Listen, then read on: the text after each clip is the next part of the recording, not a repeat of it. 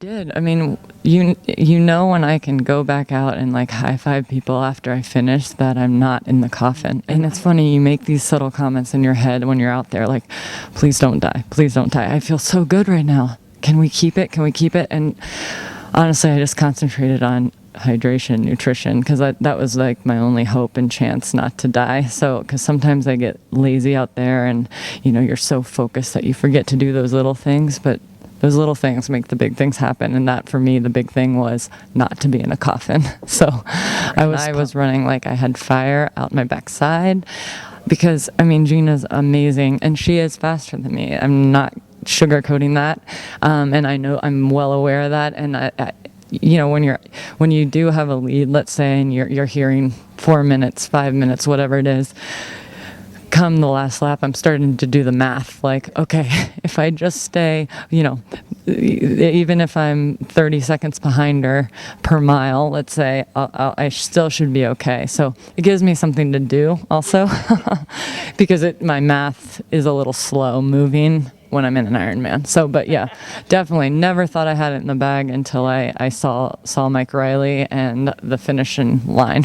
Yeah, because if I saw my name on a start list, I would say, oh, as long as you know, you only get a deficit of like, you know, 5 minutes, maybe 10, you're fine. You can catch Meredith Kessler. And that fuels me in the best way possible because I know that too. I'm not oblivious to that. And that's why I really want to work on it so that every time I get off the bike, it's just like, you know, 3:08. I'm not complaining, by the way, about because I keep running 3:14, 3:15 lately. So on this course, 3:08, and now I can just sort of try to capitalize on whittling that down to the low threes. And, you know, to get that golden 2:59.59 is always the ultimate goal. And to Jolan, to see her out there, right, cheering for me, looking me in the eye, saying, you got this, put your head down, do it. She's probably, like, you know, it's her record, you know, it was her record to try to break. And so to do that with her here and also be able to see the legend that she is out there on the course was really special. And just, yeah, having my husband here and all you lovely media people who help us do what we love and promote it is just, it's really special all around. And, you know, my coaches and family, friends, sponsors, I am so grateful. And you don't have opportunities to get a three-peat in our career. It's very few and far between. I'm also a creature of habit, so I like to come back to the same races. Never, as long as I'm racing, I don't think we'll ever miss this race. You know, it's not that I don't enjoy Ironman. I mean, shoot, it's my job. But I love the 70.3, which is a great thing.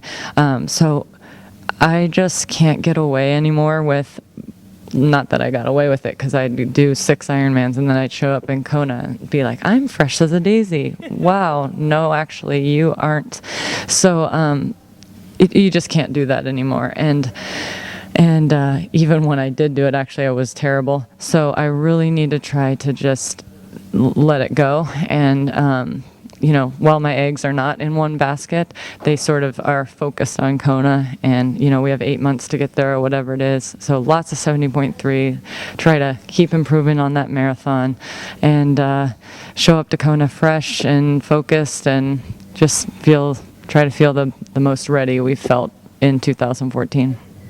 Obviously, I was 4 minutes down on Meredith and Anna, so it wasn't great in that regards, but for me, it was quite a good swim split. My bike ride, I felt went really well for the majority of the bike. I didn't have those low patches that I often have in the second half of the bike ride.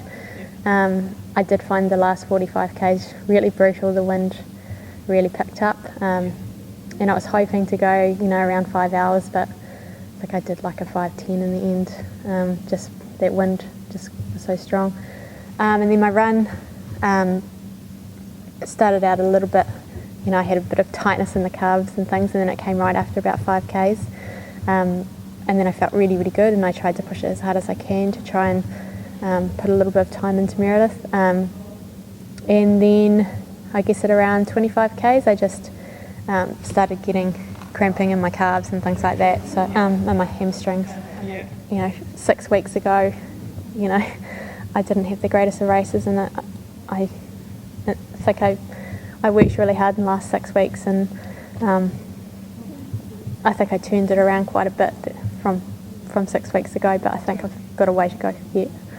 I'm going to Europe, and I'll do 4 halves. I'm pretty excited to do some more halves, and I think it helps definitely with your fitness and with your strength without taking too much from your body. Like the Ironman's starting to take its toll on me. So yeah, it's what, 4 months or so to the next Ironman, so it's a good bit, and then the next one after that won't be until Kona, whereas usually I always do an Ironman like 4 to 6 weeks before Kona, so yeah, it will be quite different. And I just really want to thank Russell Smith, who I've started working with at the pools in Hamilton, and we've cut the swimming back down to only 4 times a week and made them more quality sessions, and I'm so happy with that. I know it's not a fast time in up with the pro women and stuff, but for me it's a step in the right direction, and I've been wanting this for nearly 2 years now.